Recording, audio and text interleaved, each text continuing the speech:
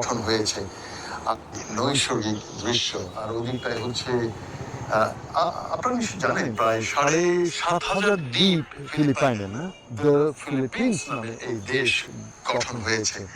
আর আপনি পাহাড়গুলো দেখুন, এখান থেকে আপনি প্রশান্ত মহাসাগরের জলরাশি দেখতে পাচ্ছেন এবং দূরে আছে অনেকগুলো দ্বীপ আছে, ছোট ছোট কয়েকটা দ্বীপও দেখা যাচ্ছে। আর পাহাড়গুলো দেখুন, পাহাড়গুলো নিশ্চয়ই ভালো লাগছে আপনাদের। কখনো ফিলিপাইনের সিবুতে আসলে আপনি সিবু টপ, যেমন ধরুন আমি দেখতে পারেন এই শহরের রূপ রাতে, এটা শহরের আপনি একেবারেই যেদিকে পাহাড়, সেই পাহাড় মান্দাউই যে এলাকা, সেটাও আপনি দেখতে পাবেন। আমি এটা একটা লুক আউট, এখানে বিশেষ তেমন কিছু বলার নেই। আপনি যদি কখনো সিবুতে আসেন